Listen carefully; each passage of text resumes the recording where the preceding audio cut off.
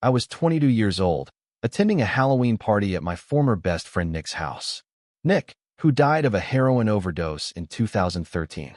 Before his death, Nick used to throw huge Halloween parties every year. His parents would fly to New York for their own event, so the house was all his. He was a Halloween freak. The whole place was packed with terrifying props. We all knew he spent way too much money on them. He even built walls out of cardboard, covered them with wallpaper to create this creepy haunted maze. I'll keep this story PG-13, so I'll skip the weed, the beer, the LSD, and sex. Let's get to the part where things got bad. We weren't in our right minds. None of us were. Anyone who came to Nick's parties knew what went down. Me, Nick, and a few other guys, Vinny G, Joey, and Q. We were upstairs in Nick's room, smoking a bong, when we heard it. 2 loud bangs. From downstairs. Nick, clumsy but clearly panicking, rushed to open the door. Screaming. Real screaming. Both guys and girls. It sounded like people were screaming for their lives. We yelled for Nick to come back in. Even under the influence, we all knew something real was happening. Nick ran back inside and shut the door. Quick, but quiet. He locked it, then turned around. He had this look like he'd just seen someone die. What did you see? What's going on? We all shouted. He didn't explain, just said one word.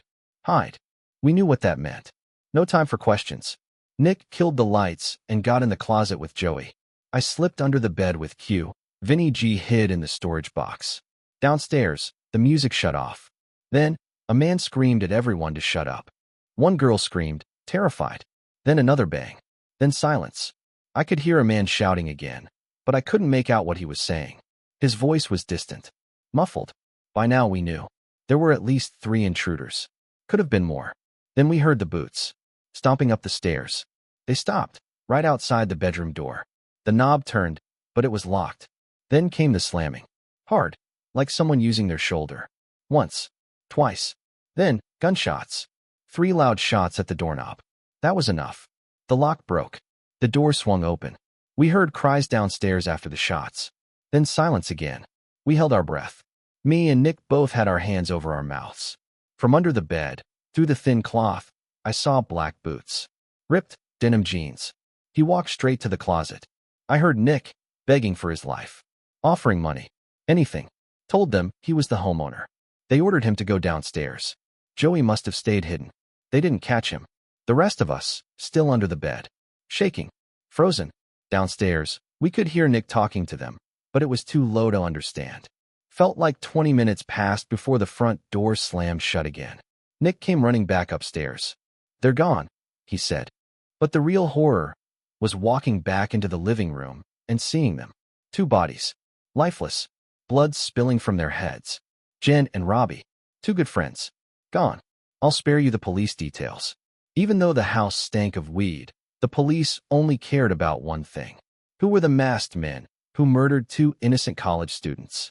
Nick later told us there were 4 of them, all wearing fedoras, vendetta masks, coats, gloves. They came for one thing, $100,000 in cash. When Nick couldn't give them that, they made him fill a sack with his most valuable stuff. Then they made everyone, every party guest, throw in their wallets or get shot. After that night, Nick was never the same. He started drinking, stopped showing up to school, eventually dropped out, started using meth, then heroin. I had one real talk with him after the incident. He had a pipe in one hand and tears rolling down his face. He told me, I live every day knowing I caused the death of 2 of my best friends. In July 2013, Nick died of a heroin overdose. Not even a year after the incident. There was no fun in it anymore, so I went back inside. I double-locked the door, then went to my bedroom and locked that door too. Just to feel safer, I guess. Even over the sound of the TV, I could still hear those stupid kids pounding on my front door. Repeatedly. I was so close to calling the cops just to get them to leave, but I knew what would happen after that. My house would definitely get egged or TP'd. The pounding continued. For an uncomfortably long time. More than half an hour. I thought, these kids must be filming something for YouTube. They must be desperate for a reaction. But I wasn't going to give it to them. At some point, I dozed off. The TV's still on. Only to wake up to the knocking again. I looked at the clock.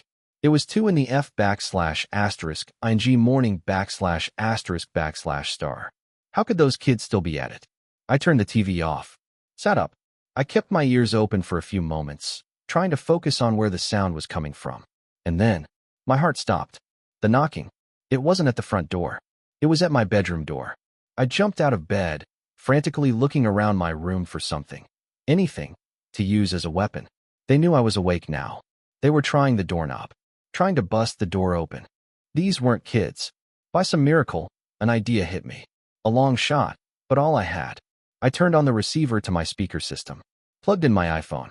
Opened the YouTube app. I typed 45 gunshot sound effect. I cranked the volume. And I hit play. The sound of a gunshot echoed from the speakers. Loud, powerful, real. I paused the video after that first shot, then yelled, "That was a warning shot. Leave now, or I won't hesitate to shoot you in the head." And it worked. I heard 2 sets of footsteps, heavy, panicked, stomping across my wood floors and out through the front door. I waited a moment, then slowly opened my bedroom door and peeked outside. They were gone, but the front door? Left wide open. I ran to it, slammed it shut, locked it, then called the police. And that's where my story ends. So, I was never really a big Halloween person, mostly because I grew up without many friends. And once I passed the age of 10, I couldn't really use the excuse of going out with my mom anymore. And it's not like I had friends to go with. This last Halloween, I was 14 years old. I do have a little sister. She's only 8.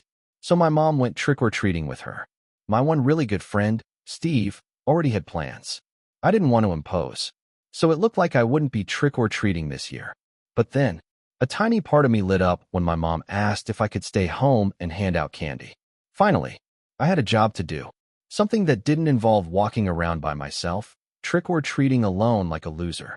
My mom left with my sister around 6 o'clock, about an hour after getting home from work.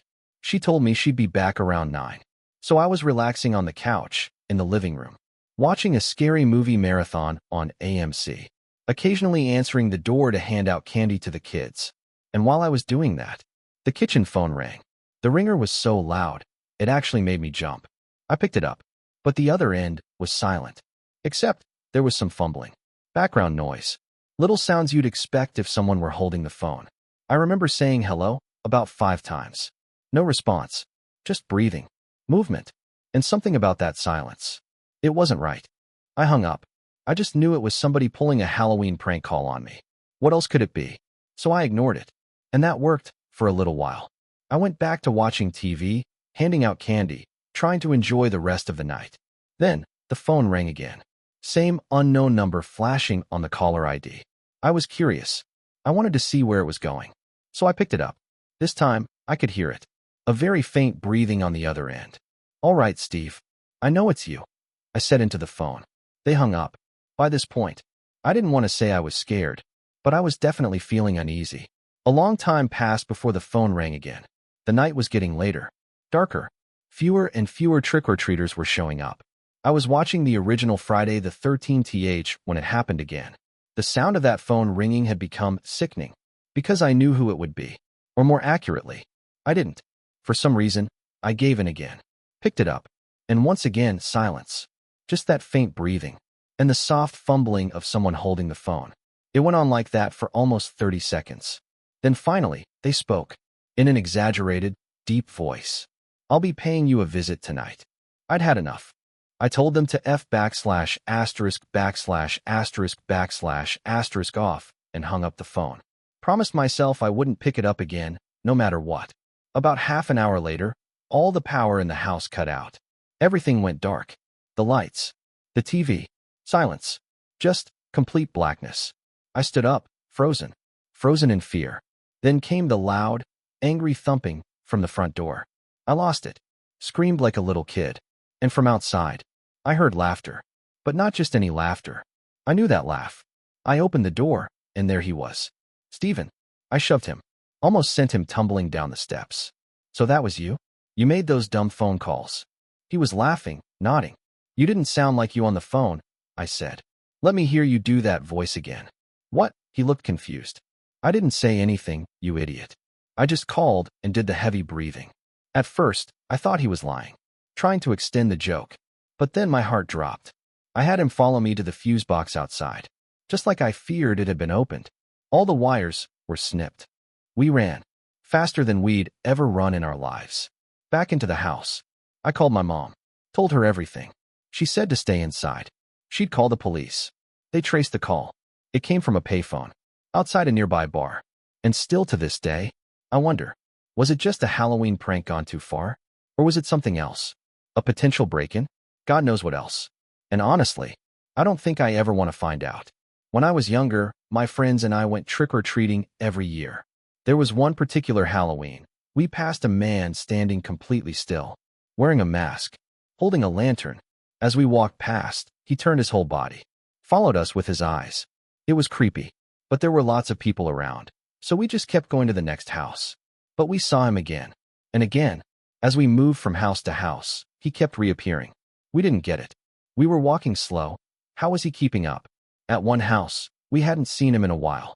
We got our candy, turned around to head back to the street. And there he was, standing in the road, waiting.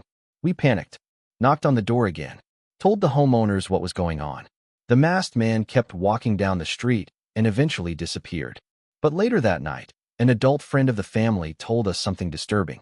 He saw a masked man hiding behind a tree, waving kids over. And the man only backed off when he threatened to call the police. I was trick-or-treating with my friend Casey. We were both 11 years old at the time. We were walking across this little wooden bridge. It went over a narrow river people called Jack Winkle River. That's when a black Jeep pulled up at the other end of the bridge, blocking our way. We turned around and hurried back. We were the kind of kids who took stranger danger seriously. We heard the Jeep's windows roll down. A man inside, raspy smoker's voice, started calling to us.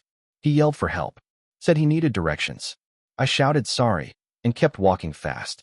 The Jeep couldn't fit across the bridge, so it backed off, drove down the road. We thought we got away. Then out of nowhere, an SUV came barreling down the street, slammed the brakes right in front of us. The windows rolled down. We were now face to face with them. Two passengers. An old guy in the back seat, gray curly hair, thick mustache.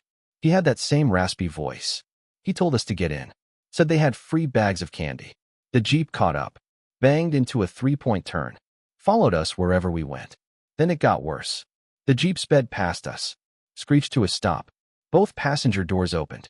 The two creepy men stepped out, lunged at us. We dropped our candy bags and ran straight for my house. It was in sight. We rang the doorbell, over and over, at least 20 times. The old men chasing us couldn't run fast. When they saw where we were headed, they turned back. My mom opened the door.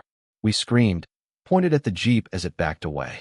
She slammed the door, locked it, called the police. She reported the black Jeep, described the three men, their voices, everything. My mom was freaking out. She kept saying, asterisk, they know where we live. Asterisk. My dad tried to calm her down, but she couldn't. Eventually, the police agreed to send an unmarked car to stay out front and keep watch for 3 hours. That made her feel a little better. But what really made all of us feel safe was when my dad woke us up, told us to look out the window. There they were, red and blue lights flashing. The police had pulled over an SUV and a black Jeep with 3 men inside. Here's your next section, rewritten with smooth narration and emotional realism for AI or human voiceover, maintaining your original story while improving pacing, natural speech flow, and intensity where needed. They were in cuffs. The 3 old creeps who tried to kidnap me and Casey. My dad went outside to talk to the officer, probably confirming they were the same men who chased us. Me and Casey stood in the doorway and shouted at them, getting their attention. When they looked up, we both gave them the finger. My mom pulled us back inside and slammed the door, sending us to bed. What started as the worst night of our lives ended up being the best. This next story took place on Halloween night. I had taken my 7-year-old daughter Jamie out trick-or-treating for a few hours.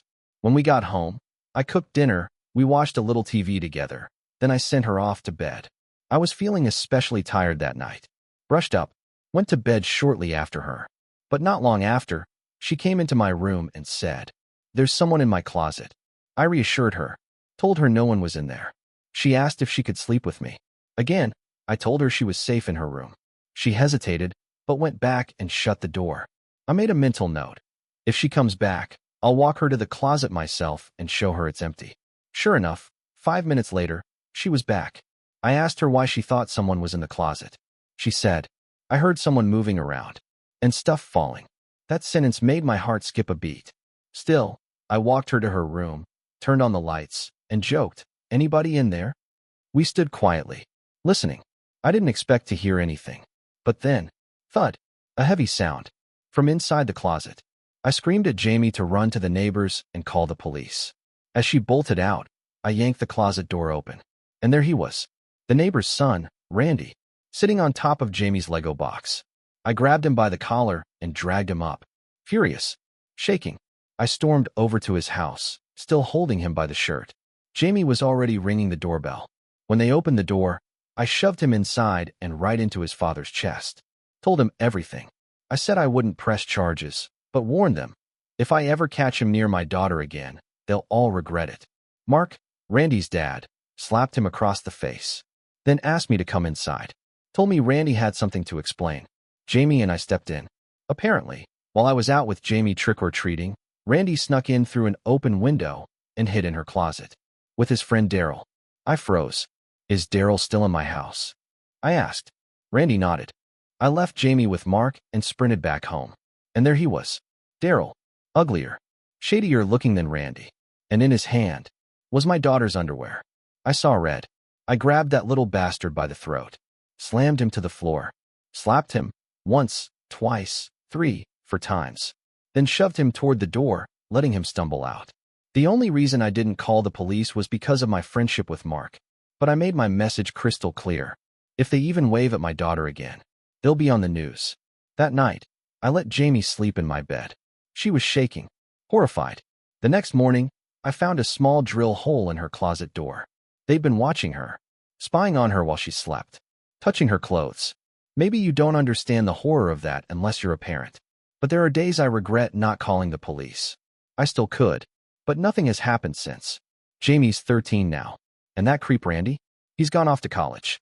We had just moved into our new house in Mississauga, Ontario, in a neighborhood called Winston Churchill. It was Halloween night. My parents, 4 sisters, my brother, and I were all unpacking in our new bedrooms. We talked about our old schools, old friends, about starting fresh. Then my mom called us to do chores. It was 11:30 at night, way past trick-or-treating hours. And now we had to sweep, organize, fold laundry. It felt like forever. But eventually, I finished and went to bed, totally wiped. Not long after, I heard footsteps in the upstairs hallway. I figured it was my brother or sister messing around. I got up, ready to yell at them. But there was no one there. I rushed to the basement, where everyone was still busy. I asked if anyone had come upstairs. They all said no. I was starting to get freaked out. Still, I told myself it was just my imagination. Shrugged it off. Went back to bed. But my bed was ice cold. Freezing. I had to put on a sweater just to lie in it. Then, I woke up again. It was around 12:30 a.m. Everyone else was asleep. And that's when I heard it. Bang, bang, bang, asterisk, asterisk. Loud pounding, coming from my parents' bedroom. I thought it might be one of my siblings getting up for water, but I was too scared to go look. Let me know when you're ready to send the next part. I'll keep everything in this same emotional, vivid style. If you'd like the full script stitched together in one document later for voiceover tools, just say the word. Here is your most recent section rewritten with emotional tone, immersive pacing, and clear natural delivery for AI voice generation or human narration, while preserving every detail of the original story. I was wrong. The banging didn't stop. In fact, it got louder. Louder by the minute. I couldn't sleep. So, finally, I decided to check it out. I stepped into the hallway, and there was no one there. As soon as I walked out, the banging stopped. I stared at the door for a moment, debating with myself. Then I turned and went back to bed. A couple minutes later, the banging started again. Now, I was chilled to the bone. I pulled the covers up to my chin and tried to sleep again, but I couldn't. Then, the door to my bedroom slowly creaked open, like someone was gently pushing it. But the room was too dark. I couldn't see who or what it was. Hey, what the hell are you doing? I called out. Who is it? Let me go back to sleep. That's when I heard them. Light footsteps. Soft. Slow. Moving toward my bed. I figured it was one of my sisters. Until the footsteps stopped, and I rolled onto my side. There was a figure. Tall. At least 7 feet tall, standing right next to my bed. I tried to scream. Nothing came out. I lay there in paralyzed terror, my body frozen, my heart pounding so hard I could hear it in my ears. Then the figure leaned closer and whispered, "Boo." That's when I finally let out the loudest scream of my life and covered my eyes. My parents burst through the door, flipped on the light, but there was nothing there. No figure. Nothing. I told them everything. The thumping, the footsteps, the tall shadow at my bed. My siblings came to the doorway, watching me lose it. I asked my parents if they'd heard any banging at their door. Surely, they had to have. It was their door after all. But they said no. They hadn't heard a thing. They all looked at me like I was insane. But I'm not. You don't just imagine something like that. Not something that real. I'll never forget that night. I know I won't. It was a few years ago. Halloween night. We were all 20 years old. That perfect age for visiting haunted houses. The attraction was called Scare House, Journey to the Basement, or something like that. It only ran for 4 years in our town, and this was its 4th and final year. Honestly, it was one of the best haunted houses I'd ever been to. This wasn't a guided tour kind of place. It was a maze. A group exploration challenge. To escape, you had to find the basement, locate a key hidden somewhere inside, and then unlock the final exit door. Very unique. But unfortunately, this night didn't go how we expected.